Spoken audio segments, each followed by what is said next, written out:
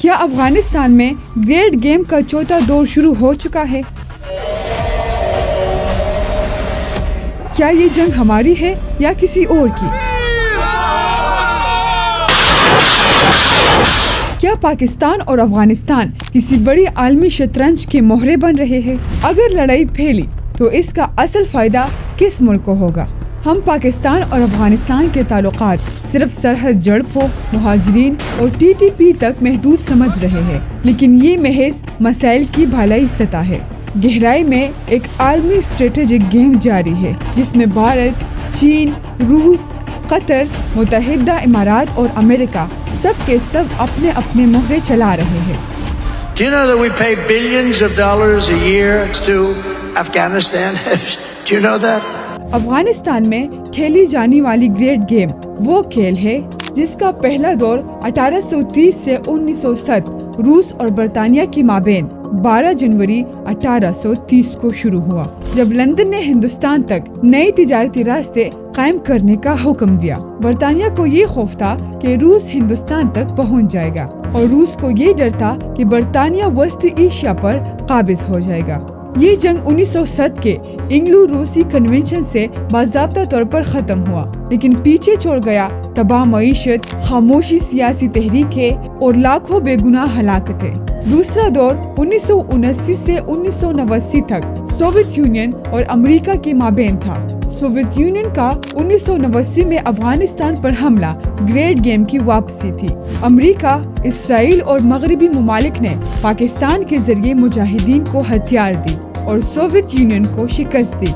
Asset Asia forum کے مطابق تیسرا دور 2001 سے 2021 کا آغاز امریکہ کی ناکام جنگ سے ہوا۔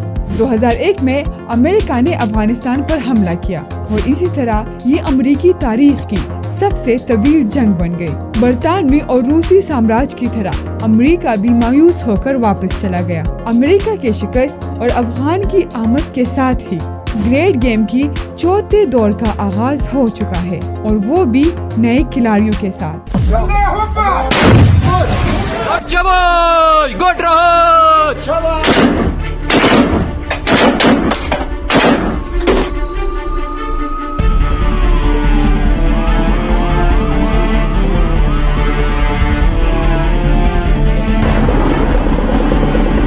پاکستان آئندہ دنوں میں کابل کو ایک بار پھر نشانہ بنا سکتا ہے۔ اگر یہ لڑائی وقت کے ساتھ ساتھ پھیلی تو اسے آپ گریٹ گیم کی چوتھا دور بھی کہہ سکتے ہیں۔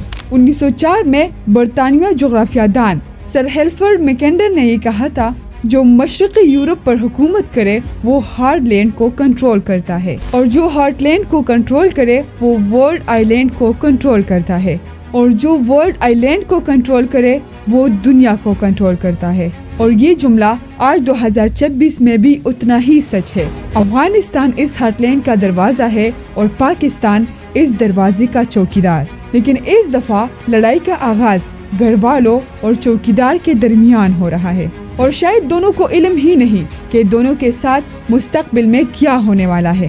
پاکستان اور افغانستان کے مابین تعلقات کتنے خراب ہو سکتے ہیں، اس بات کا اندازہ آپ اس بات سے لگا سکتے ہیں کہ جنوری 2026 میں برسلز کے انٹرنیشنل کرائسس گروپ ICG نے پاک افغان تعلقات کو 2026 کے 10 خطرناک ترین تنازعات میں شامل کیا ہے، اور اس سے بھی بڑی خطرہ یہ ہے کہ اگر طالبان نے TTP پر سختی کی تو اس کے ارکان داعش خراسان میں شامل ہو جائیں گے، جو اس سے کئی زیادہ خطرناک اور علمگیر تنظیم ہے۔ بھارت تیزی سے افغانستان میں قدم جما رہے ہیں۔ چین کی نظریں افغانستان کے $3 ٹریلین کے معدنیات پر ہے۔ صدر ٹرمپ بھی نایاب دیہاتوں کے تلاش میں ہے، جبکہ اس سب میں روس خاموشی سے فائدہ اٹھانا چاہتا ہے۔ ان سارے منظرنامے میں فی الحال پاکستان اور افغانستان ایک دوسرے کا خون بہا رہے ہیں۔